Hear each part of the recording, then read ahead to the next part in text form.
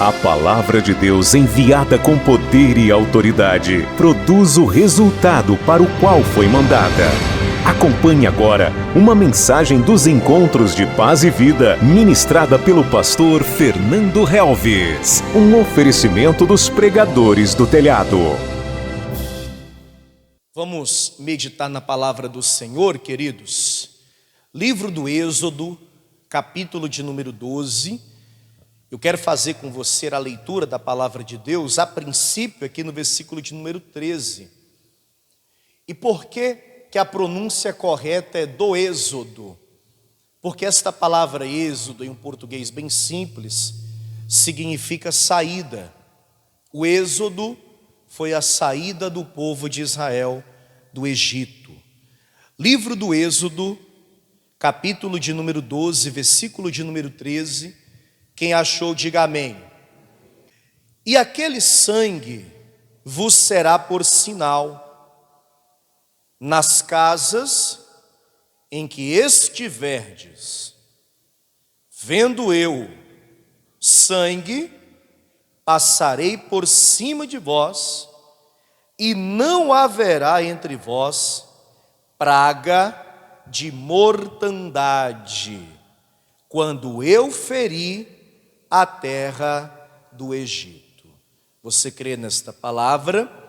Aqui é o próprio Deus falando por intermédio de Moisés. Deus estava dizendo que na casa no qual o sinal houvesse sido feito, ele, o Senhor, iria pular, ele, o Senhor, iria diferenciar, ele, o Senhor, iria poupar, ou seja, o sangue do Cordeiro salvou todos os primogênitos dos filhos de Israel na ocasião da saída da terra do Egito. Algumas pessoas leem, mas não se atentam que a ordem de Deus foi muito clara. Deus mandou com que o sangue fosse aspergido nas vergas e nos umbrais das portas. Se porventura algum hebreu tivesse desobedecido e não tivesse feito o que Deus havia mandado, mesmo sendo hebreu, o anjo do Senhor passaria e certamente, fatalmente, mataria o primogênito daquela casa, independente da idade. Independente da idade. Não era uma palavra direcionada apenas, ou no caso, um sinal ou uma praga direcionada apenas para os egípcios. A ordem foi bem clara, todos sem exceção. Tanto que Deus havia dito, na ocasião da morte do cordeiro que seria sacrificado, que o sangue seria derramado: se a família for pequena, se juntará a uma outra do tamanho semelhante, ambas irão sacrificar, ainda que seja um cordeiro. Ninguém poderá ficar de fora. Sacrifiquem o cordeiro e o sangue derramado vocês irão aspergir nas vergas e nos umbrais da porta. E este será o sinal, como nós acabamos de ler. Eu vou ler mais uma vez o versículo 13, acompanhe. E aquele sangue vos será por sinal nas casas em que estiverdes. Vendo eu sangue, passarei por cima de vós, e não haverá entre vós praga de mortandade, quando eu ferir a terra do Egito. Glória a Deus.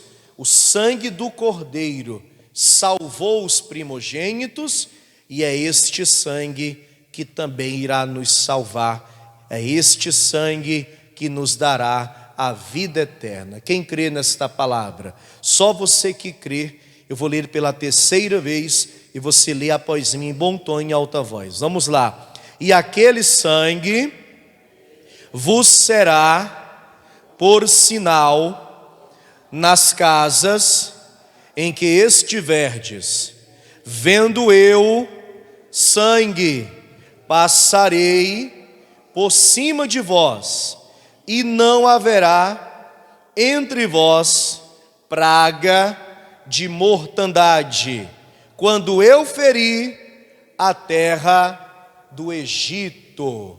Você crê nessa palavra? Então vamos fazer o seguinte: desocupe as mãos e vamos dar uma linda salva de palmas para o Senhor e essa palavra. Vamos aplaudir. Senhor nosso Deus e nosso Pai, a Tua palavra vai ser pregada agora, e nós estamos aqui, ó Deus, para ouvir a Tua voz. Queremos ouvir o Senhor falar. Então, desde já que o homem diminua e que o Senhor cresça, toma os lábios do mensageiro, a boca do pregador, remove os impedimentos e tudo que atrapalha, e envia a Tua palavra com poder e autoridade, e que esta palavra vá e produza o resultado para o qual é mandada, em nome do Senhor Jesus. Amém, Senhor. Diga graças a Deus. O sangue do Senhor Jesus, podeis se assentar, foi derramado para a remissão dos nossos pecados e para a salvação da nossa alma. O apóstolo Pedro escreveu dizendo que o preço que foi pago para nos salvar foi o preço de sangue. E nós fomos comprados, não com prata e nem com ouro, mas com o precioso sangue do Senhor Jesus.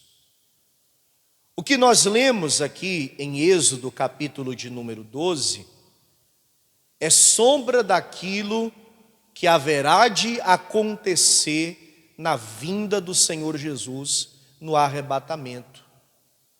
Porque o arrebatamento será uma espécie de segundo êxodo, porque êxodo significa saída. E quando Jesus vier e arrebatar os salvos, os vivos e os mortos que morreram em Cristo e serão salvos, também acontecerá um grande êxodo, também acontecerá uma grande saída.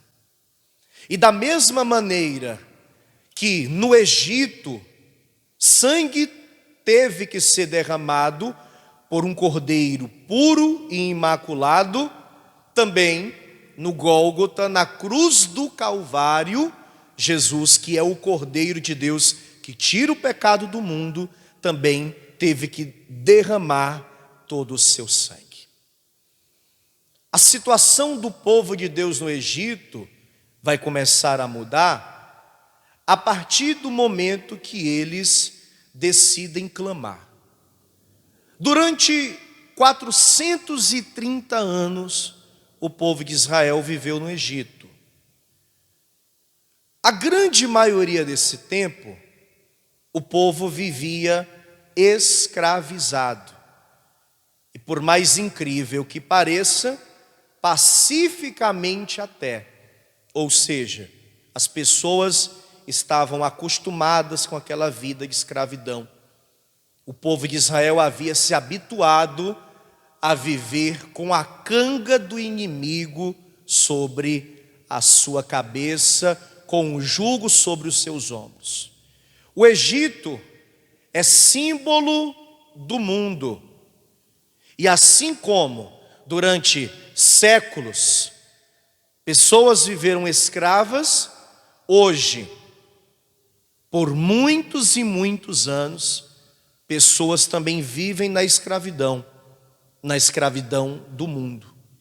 E se você entender que o Egito representa o mundo, e se você entender também que Satanás é o príncipe deste século, Deus deste mundo, e que o mundo jaz no maligno, as pessoas que estão presas ao mundo estão escravizadas na mão de quem?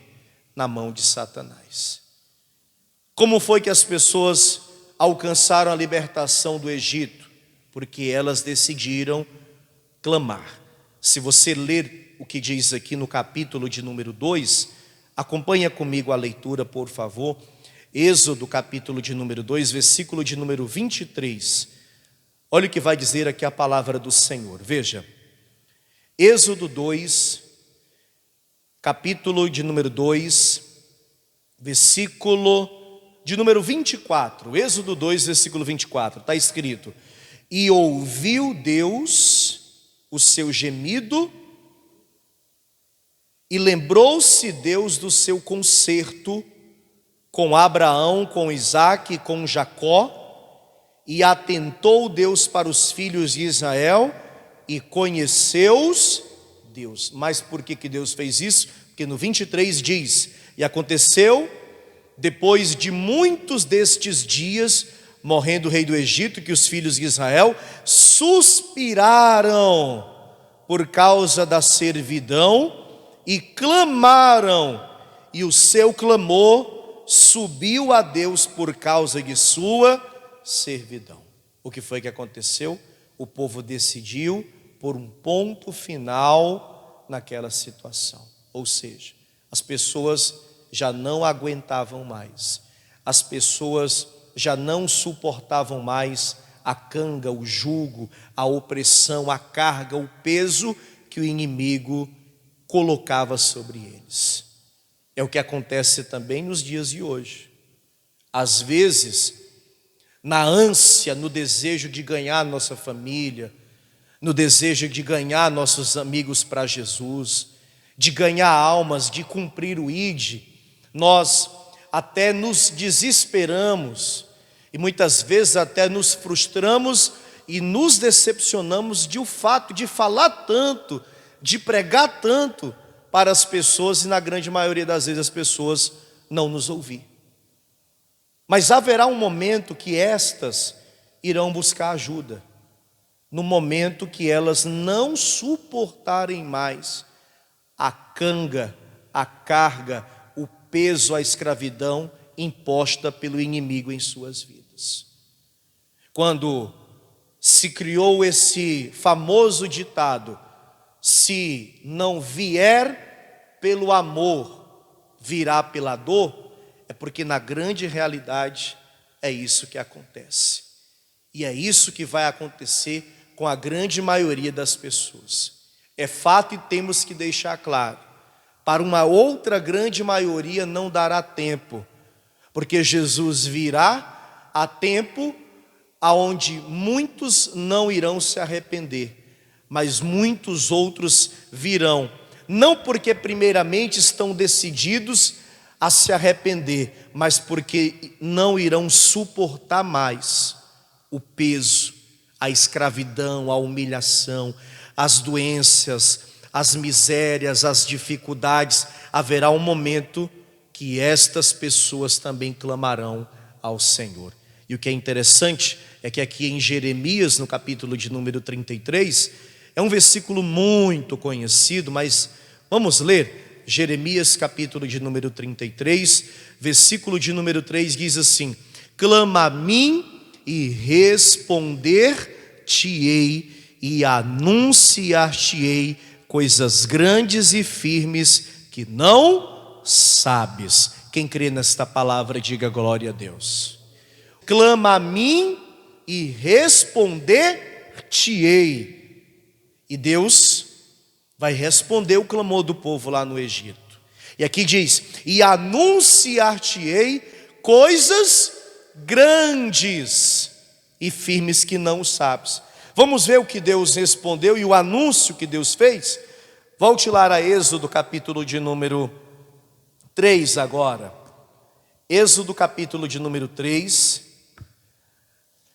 Olha Deus respondendo o clamor do povo e anunciando coisas grandes ao seu povo. Olha o que vai dizer aqui, ó.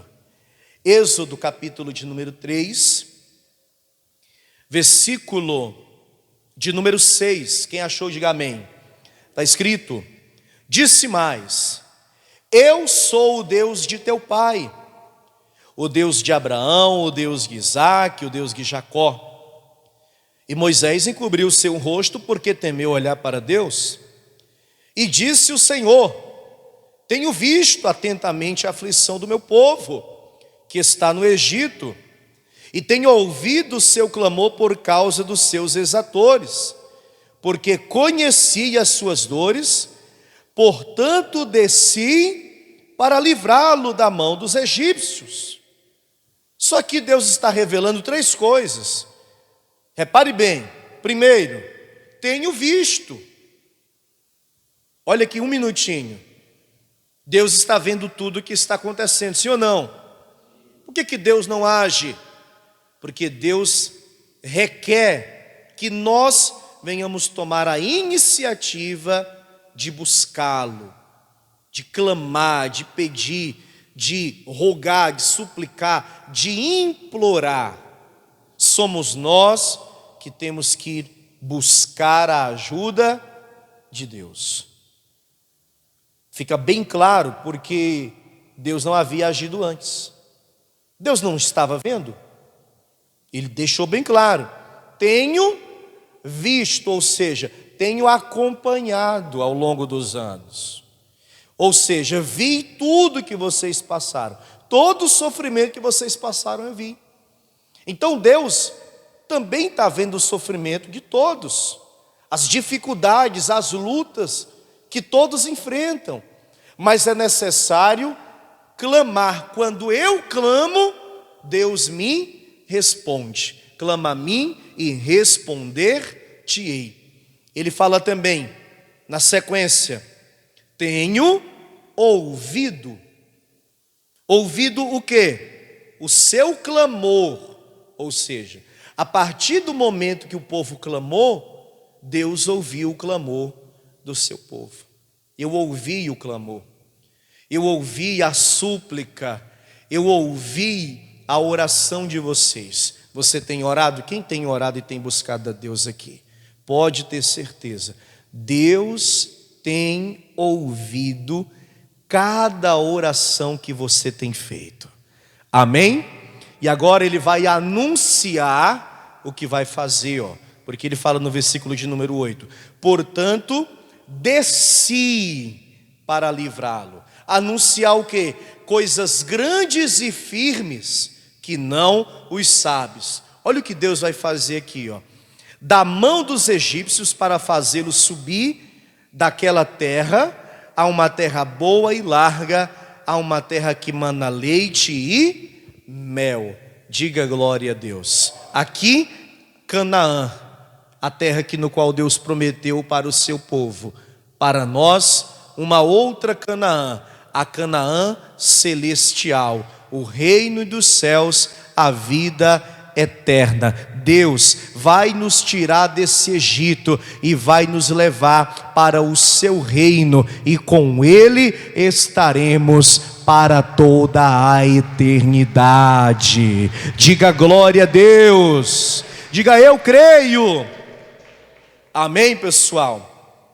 Então, Deus vai usar Moisés, e através de Moisés Deus vai fazer, escuta o que eu vou dizer, maravilhas no Egito. Já te disseram que foram pragas, sim ou não? Sim ou não? Praga para quem é do mundo, praga para quem é do Egito, praga para quem não é espiritual, praga para quem não tem fé. Mas para quem é de Deus foram maravilhas, foram sinais, prodígios e maravilhas para mostrar a sua grandeza, o seu poder. Deus deixou bem claro para Moisés: farei grandes coisas para que o meu povo creia e para mostrar para o Egito a minha grandeza e o meu poder. Para o Egito, praga; para o povo de Deus, maravilhas. Foram quantas? 10 maravilhas. Mas a que chamou mais atenção, sem dúvida alguma, foi a de número 10, a morte dos primogênitos. Quando Deus decidiu matar os primogênitos da terra do Egito. Que Deus sanguinário, sim ou não? Que Deus vingativo. Aparentemente, a impressão que fica é essa, que Deus é vingativo, que Deus é sanguinário. Mas eu aprendi que Deus agiu de maneiras distintas a cada dispensação, a cada era, a cada período de tempo. Hoje nós temos que dar graças a Deus e o Senhor não agir mais assim, porque está escrito em Lamentações que as misericórdias do Senhor se renovam a cada manhã. Se não fosse isso, Deus já tinha consumido com a minha vida e com a sua também, se você for humilde o bastante para admitir. Sim ou não? Diga graças a Deus que Deus não age mais assim. E ainda assim nós não temos que ficar com dó do povo do Egito, não, porque Faraó era um homem terrível. Os egípcios escravizaram não só os israelitas. Na saída do Egito, muitas outras nações pegaram carona com o povo de Israel, porque não tinha só israelitas escravos ali. E eles abusavam das mulheres, estupravam as mulheres, eles matavam quando bem entendiam. Faraó era um homem sanguinário, estava apenas pagando pelos seus atos. E Deus vai falar com Moisés e vai anunciar o que vai fazer. Vá comigo a Êxodo no capítulo de número 11 agora. Olha Deus anunciando aqui o que vai fazer. Veja o que está escrito. Êxodo 11, versículo de número 6. E haverá grande clamor em toda a terra do Egito, qual nunca houve, semelhante e nunca haverá. Mas contra todos os filhos de Israel, nem ainda um cão moverá sua língua, desde os homens até os animais, para que saibais que o Senhor fez diferença entre os egípcios e os israelitas. Eu vou fazer um grande sinal, eu vou enviar uma grande praga, mas todos verão que eu, o Senhor, faço diferença entre os que são meus e os que não os são. Lendo isso aqui, me fez lembrar de Malaquias capítulo 3. Malaquias é aquele livro que está coladinho com Mateus. Se você abrir em Mateus e voltar, você encontra Malaquias 3. Olha o que diz aqui, ó. Malaquias 3, versículo de número 18. Assim que você achar, diga amém. Está escrito: então vereis outra vez a diferença entre o justo e o ímpio, entre o que serve a Deus e o que não o serve. Sabe o que essa palavra nos ensina? Deus conhece aqueles que são seus. Quem é de Deus aqui, diga amém. Não precisa nem você falar. Deus sabe disso, porque Deus conhece aqueles que são deles. E Ele, o Senhor, faz diferença. Ele está deixando bem claro. Ele está deixando claro para Moisés, e Ele está deixando claro para nós, que Ele, o Senhor, faz essa diferença. Todos vão ver, Moisés, todos verão que eu, o Senhor, faço diferença entre os que são meus e os que não são. Mas nós precisamos entender que o Senhor é conosco quando nós somos com Ele. Se nós o deixarmos, Ele também nos deixará. Por isso é que nós temos que nos manter firmes em comunhão, em santidade, em fidelidade, em obediência, porque haverá um momento que Deus vai fazer essa separação entre os que são dele e os que não os são. Volte lá para Êxodo capítulo de número 12. Olha o que diz a Escritura. Êxodo capítulo de número 12, versículo de número 7. Olha o que diz a palavra: e tomarão do sangue e pô-lo-ão em ambas as ombreiras e na verga da porta, nas casas em que o comerem. Amém, igreja? O animal teria que ser morto. Repito, ninguém poderia ficar de fora. Uma família grande poderia fazer somente a família, mas se a família fosse pequena e um cordeiro fosse muito grande para uma família, esta deveria se juntar a uma outra com um tamanho semelhante e ambas fariam o sacrifício. Ninguém fica de fora. Não é porque a família é pequena ou porque tem menos condições que vai ficar de fora. Não, todos têm que participar e não esqueçam. O sangue será o sinal. Escorram todo o sangue do animal e passem nas vergas e nos umbrais da porta. Façam isso. É fundamental que isso seja feito.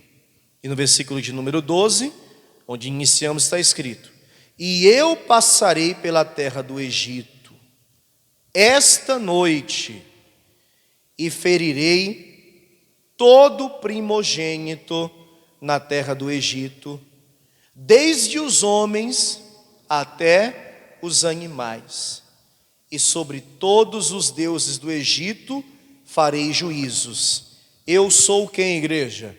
Eu sou o Senhor. Outro dia já me perguntaram: pastor, que horas Jesus voltará? De noite ou de manhã? Eu disse: olha, é muito fácil. Se Jesus voltasse agora, por exemplo, nós estamos neste horário aqui no Brasil, 16h10, lá do outro lado do mundo, na Oceania, na Austrália, no Japão, por exemplo, na Ásia, né? O Japão fica na Ásia. Que horas é lá agora, mais ou menos? 4 da madrugada. Se o Senhor voltar de noite aqui, será de manhã em outra região do mundo, ou seja, não há horário específico. Não há uma questão de ser dia ou de ser noite. Não é isso que nós temos que nos preocupar. E também nós não temos que nos preocupar com o dia em específico. Nós temos que nos preocupar de passar o sangue na porta. Essa é a preocupação.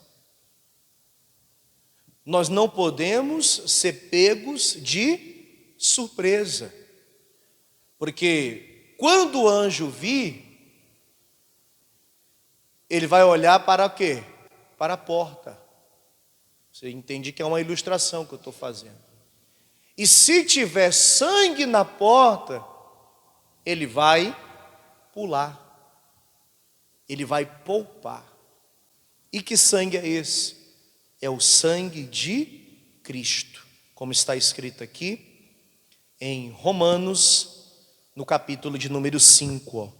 Romanos 5, versículo de número 9, diz a palavra: logo, muito mais agora, sendo justificados pelo seu sangue, seremos por ele salvos do quê? Salvos da ira. Já ouviram falar do terrível dia do Senhor? Terrível para quem não tiver o sangue. Para quem tiver o sangue, será um grande dia. Então hoje, sabendo que o sangue nos poupará, qual tem que ser a nossa preocupação? A nossa preocupação é ter a certeza de que tudo é pelo sangue e que o sangue de Jesus está em nossas vidas. Amém? Pastor, eu tenho andado em santidade, eu tenho buscado me desviar do pecado, eu tenho buscado servir a Deus, eu tenho buscado me separar do mundo, eu tenho olhado, orado, vigiado, eu tenho focado nas coisas que são de Deus. Persevere nisso. Não se cansa,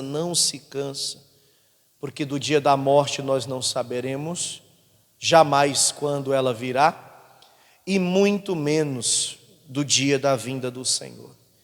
E se você diz assim, pastor, eu estou deixando a desejar, eu estou em falta com Deus, eu estou devendo, eu preciso melhorar, tem coisas na minha vida que eu tenho que corrigir, e está na hora de me corrigir. O que eu falei agora há pouco serve também, porque da morte nós não sabemos o dia, e pouco da vinda do Senhor. E nós precisamos deste sangue. Nós precisamos deste sangue. Tudo é pelo sangue. O sangue de Jesus é poderoso. E é este sangue que foi derramado para nos salvar. Amém. Você acabou de receber as boas novas do Evangelho através das mensagens de paz e vida ministradas pelo pastor Fernando Helves. Um oferecimento dos pregadores do telhado.